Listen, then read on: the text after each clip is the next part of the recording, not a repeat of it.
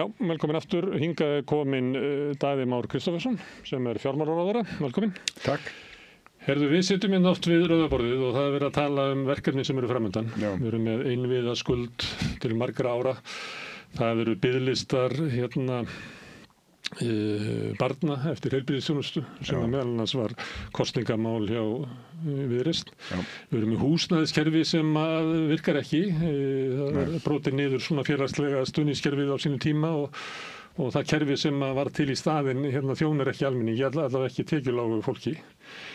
NATO að ætlast til þess að við tökum 1,5% af landsframleiðslunni. Þú ert á jákvæðu nótunum á sunnudegi. Þú veist alveg ég get haldið svona áfram. Já. Ég veit hvað þetta fara. Listin er ótrúlega langur. Já. Og sumi getur sagt þetta er bara afleiðing af því að við höfum rekið ríki bara með vitlausri stefnu áratugum saman. Eftir sem áður þá er þetta vandinn og það eru væntingar almennings til þess hvers konar samfélag Ísland á að vera og það hvernig það er bil þarna á milli. Já. Þú ert í flokki sem að boða þér vinstri velferð sem að gera þetta allt saman. En hægri hagstjórn sem að þýðir það að þú ætlar ekki að hækka einn einasta skatt. Nei. Hvernig ætlar að gera þetta? Ég ætla að vera alveg rosalega duglegur í vinnunni. Sko, það sem er kannski það sem að gerir Ísland sérstakt í samanburði við nágrannalöndin samsetning ríkisútgjaldana svolítið frábrugðin því sem að hún ætti að vera og það sem að stingur kannski helst í stúf og það sem að Ísland sker sig algjörlega úr hvað fjármagnskostnaður stór hluti af rekstrakostnaði ríkisins þrátt fyrir að skuldir ríkisins séu svona ekkert sérstaklega mikla þeir eru meira en við reiknaði að þegar það blikka ljósin á Ítalíu þegar þeir eru þannig að skulda kannski 90% að sömu ljós ætti að blikka hjá okkur svona við 30%. Já, út af því að við erum miklu hærri fjármagnskostnaðurinn svo miklu hærri og þetta auðvitað gríðarlegt hagsmunamál og myndi skapa verulegt svigrúm hjá ríkissjóði að takast á við. Nú þarf ég ekki að útskýra það fyrir ykkur að minn flokkur telur að þessi tilraun með krónuna sé fullreynd og það er mjög áhugavert að skoða það að íslenski lífeyrissjóðir að kaupa íslensk ríkisskuldabréf á tæplega 7% vöxtum en við getum fengið lán í evrum eins mikið og viljum á lægra álagi heldur en franska ríkið með. En það ómikil áhætta að gengis á þetta? Við myndum aldrei gera það í núverandi stöðu. Það þyrfti að vera og ég held að reynsla Íslands af erlendri lántöku almennt, hún náttúrulega þenslukvetjandi, raungengið mjög hátt, við erum ekki aðstöðu til þess að nýta okkur þetta núna. En þetta segir eitthvað kostnaðin af því að reka þennan litla gjaldmiðil.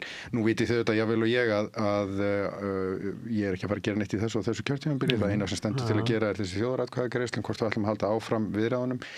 Það sem ég ætla þó að gera og algjör samstæðum innan ríkisstjórnarinnar að nota ríkisfjármálin betur til þess að styðja Seðlabankann í að ná niður vöxtum og verðbólgu og svo vöxtum. Ég þarf að vera með meiri afgang. Og hvort ætlar að skera niður eða auka skatta? Sko, það var lítið af nýjum sköttum. Já, það er ekki mikið. Það auðvitað mögulegt að gera hvorugt og það vegna þess að tekjur ríkissjóðs aukast auðvitað með hverju árinu og við erum svona að reyna að sigla þessu þannig að við skerum ekki niður annar staðar en það sem að það mögulegt. Það ekki gáfuleg leið, Daði, og það kannski ástæðan fyrir það sem ég í eingangnum mínum mörg grunnkerfin okkar fiskinn, að menn leyfðu sér það í verðbólgu að sjá tekjurnar að vaxa án þess að mæta útgjalda þörfinni jafnhratt og fengu þar alveg kannski svona verðbólgu fróðu inn, þannig það er ekki gáfulegt að njóta þess gera bara ekki neitt. Nei, það þetta ekki verið að gera neitt, sko. Þú áttar að því að það að ná tökum á rekstri hins opinbera flókið verkefni og ég veit það ekki, ég var lengi vel millistjórnandi hjá hinu opinbera, var í háskólanum, var þar með stýriði inn á sviðum háskólans. Gallinn við ríkisreksturinn við erum með mjög flott starfsfólk, mjög öflugt starfsfólk með fullt af góðum hugmyndum það hvernig við getum þróað þjónustuna áfram, en það alveg gríðarlega tregða að hætta einhverju. Og það kannski stóra vandamálið okkar, hvernig getum við reynt að hjálpa stofnunum í að þróa það sem þær að gera betur en hefur verið. Og ég veit alveg að þið bræðurnir nú kannski ekki alveg þarna, en ef ég má vitna í Schumpeter og þið hendi mér ekki út strax. Við förum mjög vel með peninga hérna á samstöðunni. Já, við gerum mikið fyrir mjög lítið. Gerum mikið fyrir lítið. Ég hef verið með námskeiði á RÚV. Þannig að það sem kallaði creative destruction ekki til hjá hinu opinbera. Og það gerir það verkum að það tækifæri til þess að taka til. Hins vegar fannst mér alltaf að flati niðurskurðurinn eins og hann birtist bitnaði iðulega á þróunarverkefnunum. Það varð aldrei, þetta óverulegar upphæðir í hver skipti, en smám saman var fyrst og fremst verið að skera niður alla þróun, þjónustunar, alla uppbyggingu, alla fjárfestingu inn í framtíðina. Þannig að við höfum verið að reyna að nálgast verkefni með öðrum hætti og vinna meira með stofnunum í því, hvernig getum við þróa hlutverkið, breytt hlutverkinu, hætt einhverju og nýtt það til þess að gera betur. Þannig að forverar ykkar hafa nánast inni skemmdarverk á... Ég ekki hrifinn af flötu niðurskurði, af þessari ástæðu sem ég var að lýsa, að flati niðurskurðurinn hefur iðulega tilhneigingu til þess að bitna á öllum fjárfestingum inn í framtíðina, allri nýsköpun. Og við sjáum það til dæmis bara á húsnæðisvanda íslensk ríkisstofnana, þar sem að freistingin alltaf svo að bíða með að mála gluggana. Já, svo bara verður glugginn ónýtur og það á endanum miklu dýrara heldur en að mála. Það hefur líka áhrif bara inn í rekstrinum sjálfum, það sem eiginlega ekki svona nýsköpun eða leita nýjum lausnum, að því að fólk alltaf bara að reyna að lifa frá hendi til munns, sem að getur verið svo hættulegt eins og fólk inn á bráðavakti í Landspítalanum sem við erum að tala um. Það búið að þrengja svo lengi að þessu að það hefur ótt á því að það bara bresti kerfið. En þetta snúið samt, vegna þess að þú þarft að fá stofnanirnar með þér í þessu verkefni, þú þarft að vinna þau einhvern veginn þannig að stofnanirnar sjá sér hagi að vinna með þér og það verður þá að vera gert þannig að hagræðingin skili sér í þessu aukna svigrúmi til þess að gera eitthvað nýtt. Og ég vil kannski aftur halda þetta til haga. Mín reynsla var svo og hjá þeim stofnunum sem ég átti í samskiptum við, að það skortir ekkert á skilning stjórnenda eða vilja starfsfólk til þess að gera betur, það skortir á svigrúmið. Það upplifir að hafa ekki tækifæri til þess að endur raða einhvern í rekstrinum með einum hætti, að því það bara að lifa alla daga frá hendi til munns. Það svolítið þannig. Og þetta getur haft mjög slæmar afleiðingar. Þannig að það að stækka báknið enn? Já, sko... Já, þú getur auðvitað kallað báknið, en þú veist að það bara verið kallað það. Já, ég lít nú þannig á að fyrst og fremst erum við að veita þjónustu sem fólk vill, sko. En þetta vera tiltækta verkefni sem að vera kannski eðlilegt að fjármálaráðherra tæki 5% af ríkisrekstrinum hverju sinni og fari í gegnum svona endurmat. Þá er 20 ára að fara í gegnum allt saman. Það mætti eiginlega vera meira en 7% ári. Þú ert rosalega snjall. Ég lagði þetta til sín tími í háskólanum. Það fjall að vísi mjög grýtta jarðveg. En varðandi þetta sem að ég var að lýsa, sem innviðaskuldin og öll þessi verkefni og sem eru raunverulegar kröfur almennings. Sósíaldemókratarnir gætu orðað þetta þannig að Íslendingar gera kröfu að aðstæður almennings séu svipaður á Norðurlöndunum. Til þess að ná því að þá þarf þetta að innheimta skatta svipuðu mæli og í Norðurlöndunum sem við höfum ekki gert. Jú, ég ekki sammála því. Við innheimtum skatta allavega sem hlutfall af landsframleiðslu. Við erum með lægsta fjármagnstekjuskattinn, við erum með engan eignaskatt, sumir eru með eignaskatt, við erum með lægri fyrirtækjaskatt. En sem hlutfall af landsframleiðslu eru duglegri við auðlinda. Viltu bara Danir sem eru með hærri skatta heldur en við? Í heildina? Já, en ég ætla ekki að fara með nokkuð stefna við þig, við erum hvorum með skýrsluna fyrir frá okkur. Þá kemur við á móti, þá myndi ég segja að það er út af aldurssamsetningu og okkur fleira, það sem er minni þörf. En þú veist hvað ég meina. Þú ert annars með hugmyndir í Íslendingum, hvernig samfélag okkar á að vera, sem að stjórnvöld og hið opinbera getur ekki svarað. Nei, sko ég held mín ímynd af Íslandi ekki að hér sé allt ómögulegt. Ég bjó í Noregi í mörg ár, 7 ár og sumt þar var betra, annað ekki. Samt eru þeirra fjóra margföld okkar. Leikskólanur okkar eru til þessu betri, svo ég tekið dæmi. Já, og þú veist, ég hef verið með börn í grunnskólum í 3 löndum og sko örugglega, ég veit ekki hversu mörgum skólum en allavega í 3 löndum, Noregi, Íslandi og Bandaríkjunum. Mér fannst íslensku skólarnir sem börnin mín voru í, norsku og bandarísku skólarnir röðust bara einhvern veginn inn í það mengi sko, voru ekki eins góðir og besti skólinn en betri en lakasti skólinn. Þannig að ég sé ekki alveg þennan risastóra mun en það er algjörlega rétt hjá þér, sérstaklega þetta með innviðina, þetta og er mjög alvarlegt mál vegna þess að í bankahruninu þá skerum við þetta verulega niður. Og þetta kemur umverulega aftur að því sem ég sagði áðan, það er svo freistandi að sleppa fjárfestingunni vegna þess að þú getur hætt henni, það er svo miklu erfiðara að skera niður kerfin og við náum raunverulega aldrei flugi aftur og þetta hefur bara verið að safnast upp núna á löngum tíma. Normenn lentu, ég ætla ekki að segja í því sama en Norður er erfitt land fyrir innviðuppbyggingu, langt og mjótt og fjöllótt og allt þetta. Þeirra leið var að girða betur utan þessi verkefni þannig að þau væru bara í sér einingum sem væru þá fjármagnaðar af markaði. Hér á Íslandi eru það lífeyrissjóðirnir sem kæmi að því. Það er lausn sem við erum að skoða. Það er hins vegar, ef þú ætlar að láta svoleiðis apparat ganga, þá verður að vera með tekjuöflun fyrir það og Jú, ég meina við erum með einhverja svolítið erfitt sko. Vaðlaheiðargöng myndi aldrei ganga upp. Vaðlaheiðargöng hafa allavega hingað til ekki rekið mjög vel, það er rétt hjá þér. Spölur, það gekk upp og eitthvað getum við gert hérna í nákvæmni Reykjavíkur og það myndi allavega létta hluta þessu og það er þetta að setja meira af þessu sem ríki fjármagnar út á land. En hávarasta krafan sambandi við göng er það í Fjarðarheiði sem er ábyggilega ekki fræðilegum möguleiki að láta ganga upp sko peningarlega með veggjöldum. Ekki nema myndi kosta bara 500.000 kall að fara í gegn. Já, þá myndi engi fara í gegn. Þannig að þetta er okkar snúna vandamál. En ég held, þarna held ég að við getum allavega stigið einhver skref sem að myndu þá að minnsta kosti ná til þess hluta vegakerfisins sem að eru forsendur til að fjármagna með þessum hætti og það myndi fría upp einhverja resúrsa til þess að ráðast í meiri uppbyggingu annar staðar. Það er allavega það plan sem við erum að vinna eftir. Þá verðum við fyrst og fremst að tala frá Keflavík til Reykjavíkur og svo suður eftir Suðurlandi. Það sem eru möguleiki á að það sé nógu mikil umferð til þess að standa undir. Já, þetta er auðvitað eins og þú nefnir sjálfur sko þarna áðan, eitthvað samhengi á milli þess hversu dýr framkvæmdin er og hversu mikil umferðin er. En það þarf að vera eitthvað svona inn á einhverjum velli þar. Þannig að dýrar framkvæmdir þurfa mikla umferð til að standa undir sér, ódýrar framkvæmdir gætu staðið undir sér með miklu minni umferð.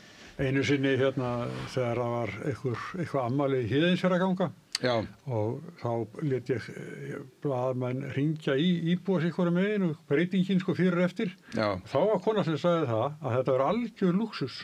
Hún bjó í Ólafsfirði.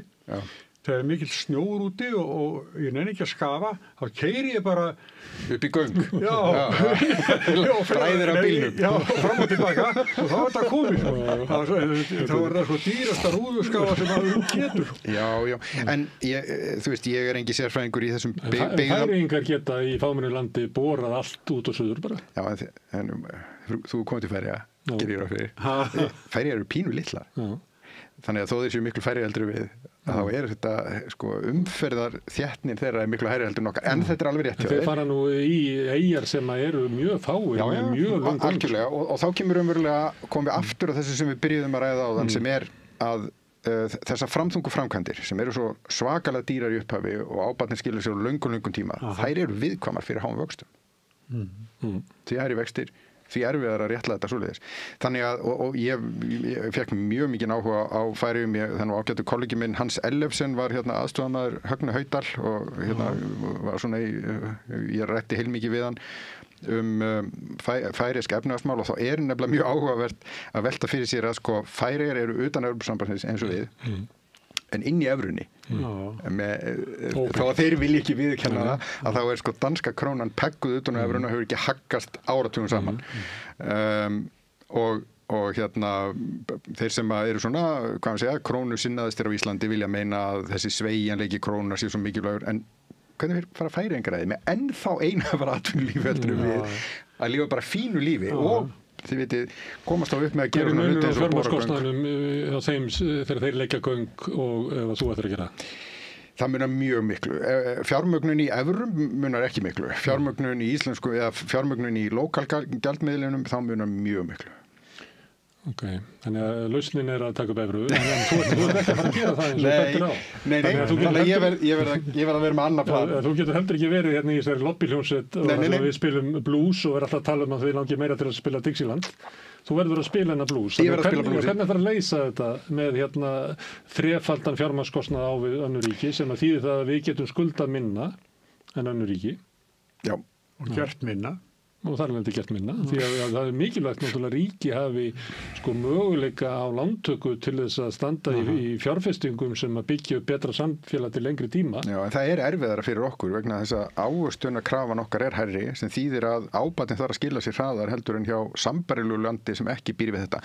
En þetta er alveg rétt hjá þér, við ættum ekki að vera í þessum umræðum vegna þess að það er ekki eins og ég sé að fara að gera neitt í þessu.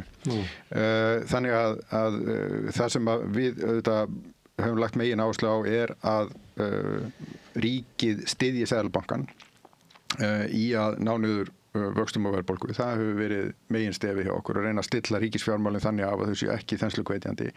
Þess vegna leggjum við svona mikla áherslu á hallalaus fjárlög á hérna árið 2027 og minnka hallan svona mikið eins og við gerðum á næsta ári í fjárlögunum. Finnst þér hérna vaxtastefna Seðlabankans ekkert undarlegt? Þú ert mesti skuldari á Íslandi. Já. En það vera með 3,5% raunvexti á stýrivexti, það þekkist ekki annars þar. Nei, en ég öfunda á margan hátt ekki kollega mína í Seðlabankanum vegna þess að nennum við þessu á sunnudegi, miðlunarferli peningastefnu Seðlabankans á Íslandi. Þú þykir góðu kennari, þú útskýrir það bara fyrir okkur. Sko, Seðlabankan ákveður vexti og spurningin er, hann ákveður vexti raunverulega til þess að hafa áhrif á eftirspurn. Og áhrif á bæði hversu mikið fólk sparar og hversu mikið fólk velur að taka láni.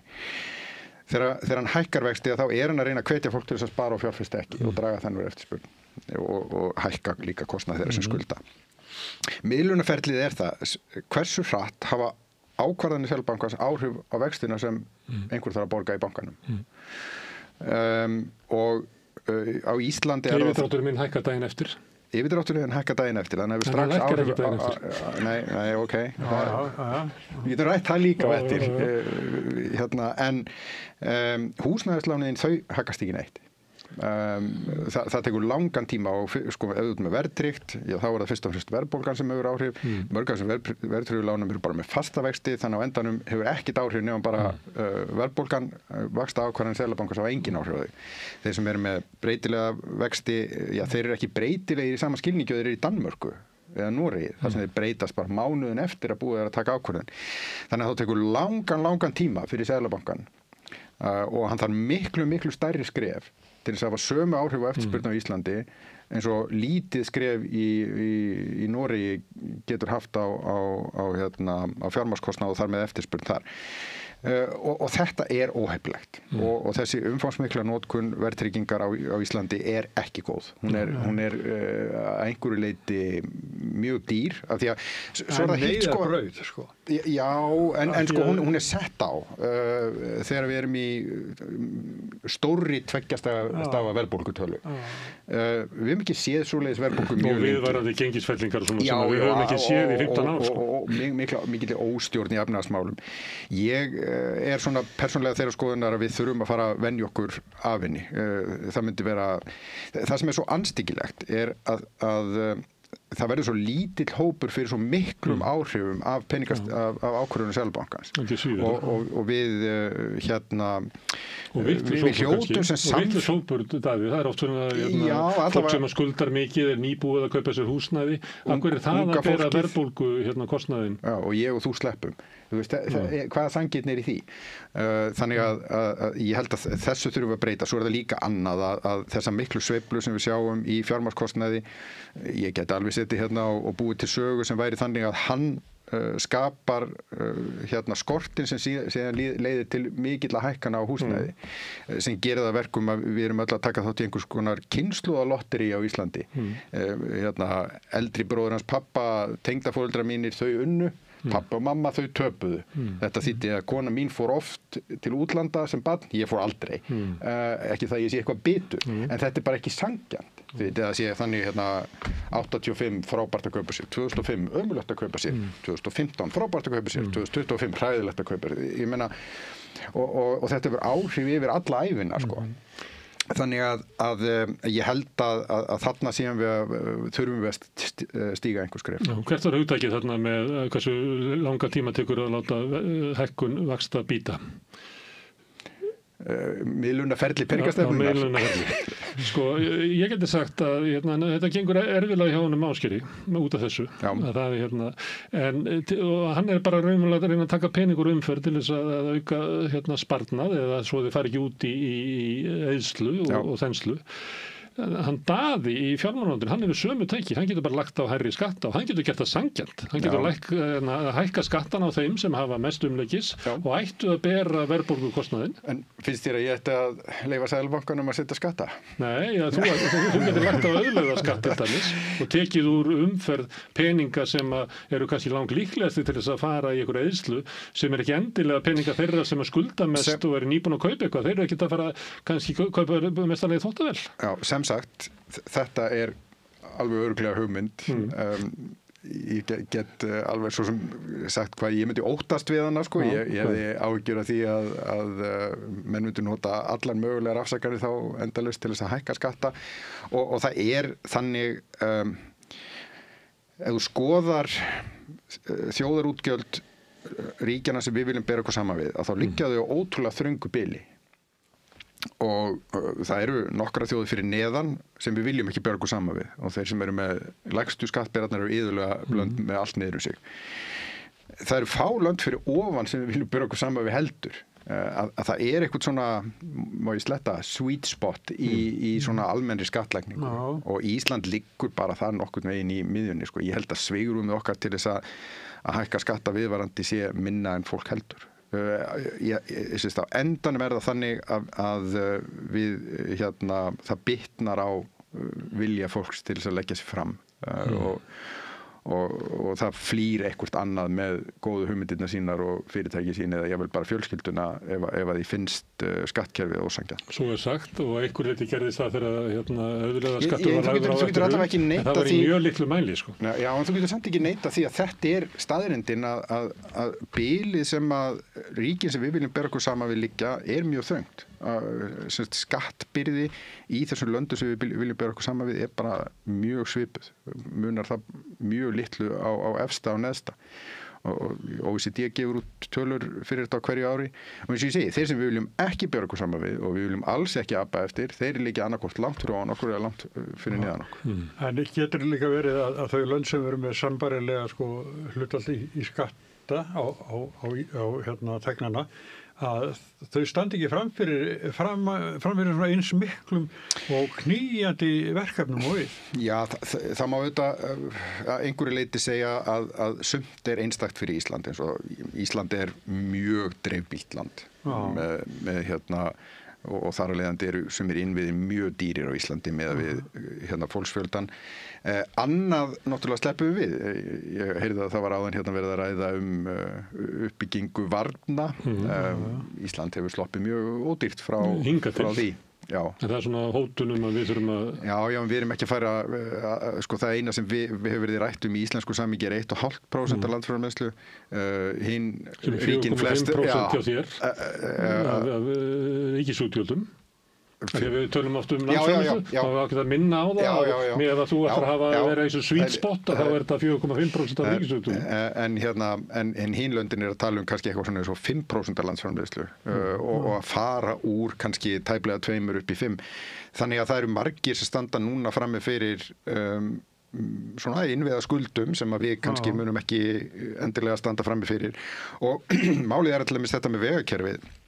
Það almennt talið að við kæmust upp í svona eins og 1-1,5% af landsframleiðslu þar þá myndum við til þess að gera hratt vinna á vandamálinu.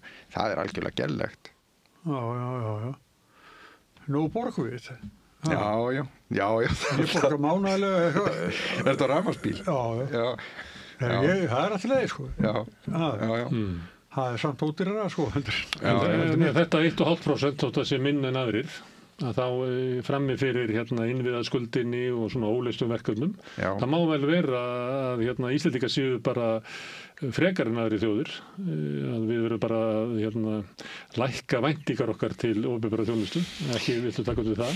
Nei, ég er ekki það sko. Og það er líka þetta,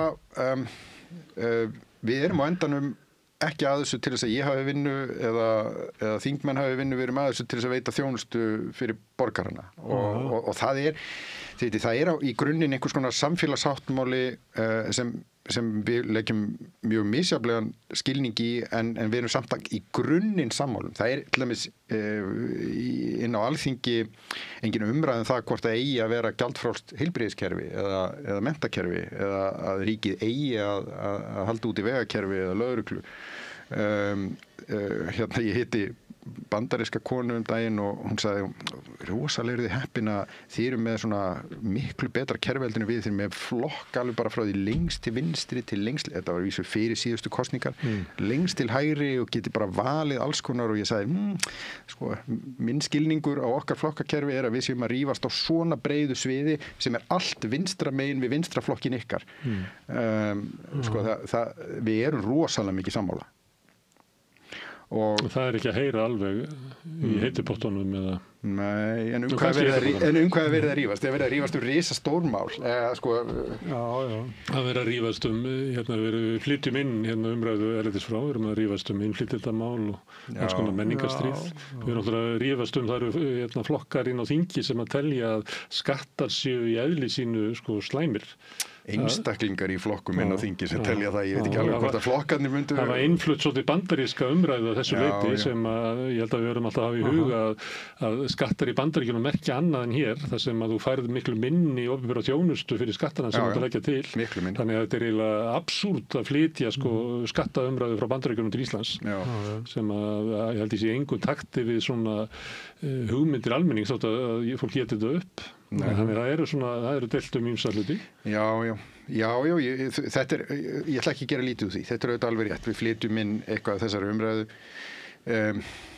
Samt göngum við svo til kosninga og kjósum áherslur í heilbrigðismál og uppbyggingu vegakerfisins og eitthvað svona. Sko. Og upplifirðu það að þú sért eiginlega eins og húsvörður í blokk þar sem að flestir eru á sama máli? Ég var vísu aldrei verið húsvörður en ég verið gjaldkeri í húsfélagi og mér líður mjög mikið eins og gjaldkeri í húsfélagi. Jú, ég meina það er ekki allir 100% sammála nákvæmlega hvaða teppa að vera á ganginum en allir eru sammála að það þarf að vera teppiðar og það þarf að ryksuga það. En ef ég má taka þessa líkingu þar sem þú varst gjaldkeri í húsfélagi, það voru allir með sömu hagsmuni. Við búum hins vegar í blokk þar sem að það er nokkrir sem eiga efstu 15 hæðirnar og svo eru margir sem að búa niður í kjallarunum og eiga ekki neitt. Þannig að þegar við komum á húsfundin að þá eru mjög ólíkir hagsmunir sem eru komið. Það er rétt hjá þér. Að þessa húsfélagslíkingu verðum að passa okkur á að taka ekki á loft. Því það getur orðið svona millistéttar viðhorf að við séum öll að hugsa það sama en það bara er alls ekki þannig. Það er samt þannig sko. Frá gögn Hagstofunnar jöfnuð ná aftur til 90 eitthvað gögn Hagstofunnar tekjuskiptingu í samfélagi eða sem sagt hlutfall tekna og annarra framleiðslu þátta í landsframleiðslu ná aftur bara til 1700 og súrkál. Ísland hefur í sögunni ekki haft jafnari tekjudreifingu og það þarf að leita langt aftur til að finna hærra hlutfall launa í landsframleiðslu heldur en núna. Ég er ekki að segja að þar með því að við séum komin í eitthvað nirvana. Ég er bara að segja að við erum með ákveðin grunn til þess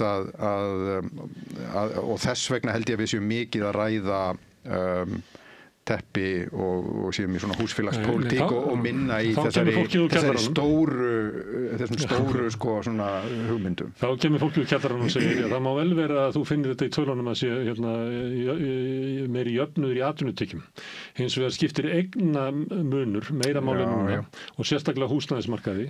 Þar sem að þau sem að eiga húsnæði og eiga jafnvel fleiri en eitt húsnæði geta alveg aðra að vera að hafa tekjur af húsnæðisvanda annara sem hafa bara mjög mjög fínt, en síðan það fólk sem á leigumarkaði eða skuldar mikið að lendi því núna kannski að fá leiðréttinguna, verður með fasta vexti kannski í 3 ár og að fá núna á sig höggið frá Seðlabankanum, að það hefur það bara mjög slæmt og Varða var með könnun núna í vikunni, þar sem að sýndi var könnun á launafólki í BSRB og ASI, sem kemur fram að 70% hafa það bara ágætt. En 30% hafa það bara alls ekki gott. Og það alls ekki gott að það séu 30% sem ekki hafa það gott. Og ég held að þetta sem þú nefnir með húsnæðismarkaðinn kannski alveg sérstaklega aðkallandi og þetta kemur aftur þá að því sem vorum að tala áðan, þú veist, hvernig getum við náð tökum á hagstjórninni sem ekki krefst þessara rosalegu vaxtahækkana sem eru svo neikvæðar ekki bara fyrir þennan hóp þegar að meðan á þeim stendur heldur líka fyrir framboð og húsnæði 5 árum síðar sem að kemur líka niður á þessum hóp. Og leigjendur sem að borga fjármagnskostnað. Og leigjendur sem leigan náttúrulega hangir í þessu líka þannig að það er svo margt sem hangir í þessu sama sko. Þess vegna þetta svo mikið hagsmunamál að við ætlum að halda okkur við það að vera hérna með krónun okkar áfram náum tökum á hagstjórninni og ég held að það að draga vægi verðtryggingarinnar sé það mjög mikilvægt og að ríkisfjármálin spili betur inn þannig að þurfi ekki að beita vaxtatækinu eins mikið eins og hefur verið gert. Nú eða náttúrulega að skoða einhvers konar svona stórtækari breytingu sem við vorum sammálum á þannig að væri ekki tímabært að ræða. Eitt sem að kemur stundum hérna fyrir sem er í sambandi við fjárlögin. Almennt nú talað fjárlögin að þau eru bara hefðu getað verið lögð fram af síðustu ríkisstjórn svo lítil breyting sem að felst í því að þið komið hérna. En eitt sem hefur Ég tek þetta þá bara í að þú sért að taka undir mitt sjónarmið frá því áðan að við séum nú eiginlega sammálum allt. Já, því síðasta ríkisstjórn sem að Ég er auðvitað ekki sammála þessu sko. En eitt sem er hvernig dettur ykkur í hug að draga úr framlögum til íslensku kennslu innflytjenda? Það halda allir sem sagt að fjármálaráðuneytið ráði þessu öllu saman. En það alls ekki. Áttu við að menntamálaráðurinn eða félagsmálaráðurinn, ég veit ekkert hvað þetta einhvern tíma var ég nú með umræðu við innflytjendur íslensku kennslu, komið ljós að hún í 4 ráðuneytum. Þannig að þeir bara gleymdu að biðja þetta. Já, eða sko, við erum með fyrirkomulag sem heitir rammasett ríkisútgjöld. Þetta að mínu mati mjög góð hugmynd og hún raunverulega gerir ráðherra hvers málaflokks eins konar fjármálaráðherra þess málefnasviðs og þetta miklu skynsamlegri nálgun en svo sem var lengi vel hérna þar sem að hvert einstakt málefni var hérna deiluefni á einhverjum löngum ríkisstjórnarfundi í aðdraganda fjárlaga vegna þess að vandamáli við þá aðferðafræði að þá taka ráðuneytin bara eitthvað eitt málefni sem að þau vilja setja á oddinn, gera það að deiluefninu og svo verða þetta einhverju hrossakaupafundir. Ég ekki hrifinn af svoleiðis nálgunum. Þannig að við höfum lagt mikla áherslu á og sömdum það sem ríkisstjórn strax í upphafi að fylgja þessu fyrirkomulagi rammasettra ríkisfjármála. Sem þýðir að þegar þú kemur og spyrir mig í dag hvernig stendur á því að það verði að skera niður og svo nefnir einhvern málefnasvið þá segi ég bara spurðu komandi færa sem svolítið billet. Nei, það nefnilega alls ekki billet. Það var hún sem að skara þetta niður. En þú lést að fá svo lítið pening að hún varði að drekja fyrir með börnunum sínum. Nei, það ekki sanngjarnt sko. Þessi ákvörðun hver rammin og hvernig þú skiptir honum hann tekin af ríkisstjórninni til mikið af góðum málefnum sem að væri full ástæða til að styðja? Já. Eru til peningar fyrir því öllu? Nei. Það að því að þú innir ekki nógu mikið að sköttum. Já, þá verðum við aftur komin í þetta með sko, viljum við fara þá leið sem að ríki sem að hafa hækkað mikið skatta afleiðingarnar af því eru líka einhverjar sko. Þannig að einhvern veginn þá þurfum við að Ég kannski bara biðja svona meðaltal Norðurlandana fjármagnstekjuskatti. Þá með fyrir akkur eru við að gefa fjármagnseigendum þessi 4-5% sem þetta nefnilega svolítið snúið með fjármagnstekjuskattin. Við erum með flatan fjármagnstekjuskatt og hann á nafnávöxtun. Eins og annars þar. Já, sko, hér munurinn á nafnávöxtun og raunávöxtun meiri heldur en í nágrannalöndunum að því við erum með óstöðugra verðlag og það þýðir að þegar að verðbólga verður mjög mikil þá getur þessi nafnávöxtunarskattur orðið gríðarlega hár. Ættum við að fara yfir í raunávöxtunarskatt, það er mjög erfitt, en þá gætum við hækka prósentuna af því að þá værum við að taka tillit til þess að hún ekki alltaf jákvæð. Það eru til þeir, sem sagt kollega mínir sem að vilja meina að ein af ástæðunum fyrir því að það var þessi mikla hækkun á húsnæðisverði og síðan raunverulega mikla eftirspurn eftir húsnæði númer 2 og húsnæði númer 3 núna á undanförnum árum hafa verið svo að menn hafa verið að flýja með fjármagnið yfir í steinsteypu af því að það var svo dýrt að eiga peningalegar eignir vegna þess að nafnavöxtunin var há en raunavöxtunin lág. Það er að segja að ef þú fær 10% í vexti og 5% eru vegna verðbólgu, þú borgar 20% fjármagnstekjuskatt, þá áttu að borga 40% raunfjármagnstekjuskatt. Og færðu í húsnæðisbraskið og vonast til þess að ég meina það gilda aðra reglur. Íbúðir hækki langt umfram þetta. Ekki nóg með það að við sem sagt, tökum ekki fjármagnstekjuskatt af hækkun húsnæðis eða átt húsnæði lengur heldur en í 5 ár. Myndirðu vilja það? Ég held allavega að við sjáum ekki fyrir okkur að það sé heppilegt að húsnæði séu það sem kallað eru spekulatívar fjárfestingar. Það er að segja að menn séu að arbitrera eins og þetta í húsnæði, kaupa með vonum það að geta selt dýrara síðar. Og það er vegna þess að þetta eru svona vandræða markaðir, eru grunnir og við viljum ekki meiri sveiflur á húsnæðismarkaði, einmitt út af því sem þú varst að ræða áðan að það húsnæðiskostnaður er hlutfallslega stærri partur á útgjöldum þeirra tekjulægstu. Herðu, þú ert hagfræðingur, sóttur upp í háskóla. Já. Í forsætisráðuneytinu er hagfræðingur. Já. Það er ekki oft sem við höfum haft svoleiðis. 2 hagfræðinga? Nei, það er rosalega langt síðan. Það er raunar frekar langt síðan að við vorum með hagfræðingi í fjármálaráðuneytinu. Er það skárra eða? Ég veit það ekki. Fólk spyr mig að þessu og heldur að þetta sé alveg gríðarlega mikilvægt. Þú hefði menntaði til þess að vera fjármálaráðuneytinu? Sem ég gerði alls ekki. Sko, auðvitað er ég pínulítið fljótari að setja minn í tölur og því kemur ekki slík yfir augun á mér þegar einhver segir miðlunarferli peningastefnunar og eitthvað svoleiðis sko, en raunar finnst mér hafa skipt miklu meira máli fyrir mig í þessu verkefni frá áramótum að hafa stjórnunarreynslu. Það hefur verið miklu mikilvægara fyrir mig. Ég veit að þið eru nú báðir þar sko. Það takaði sér það að vera stjórnandi er risa pakki, allavega var það fyrir mig. Það var mér alls ekki náttúrulegt. Þú kekkst inn í ráðuneytið og varst með tök á því. Það eru þekkt að menn koma ráðherrar inn í ráðuneytið og verða mjög fljótlega upplýsingafulltrúar ráðuneytið. Davíð Oddsson orðaði svo skemmtilega sko, þegar 2013 þegar voru allir ráðherrar nýir og þá sagði hann, það er bara, sagan segir okkur það að sumir ráðherrar vera mjög fljótt húsvanir. Já, einmitt. Já, eins og ég segi, stjórnunarreynslan finnst mér hafa skipt mig meira máli heldur en menntunin. Herðu, þú ert varaformaður Viðreisnar. Já. Það eru sveitarstjórnarkosningar framundan. Já. Er ekki ljóst að Viðreisn metur það sem svo að hún sé ákveðin svona byr í pólitíkinni og frá landsmálunum, náðu mjög góður kosningu síðast sem að mér skilst að þú hefur verið einn af höfundum kosningabaráttunnar.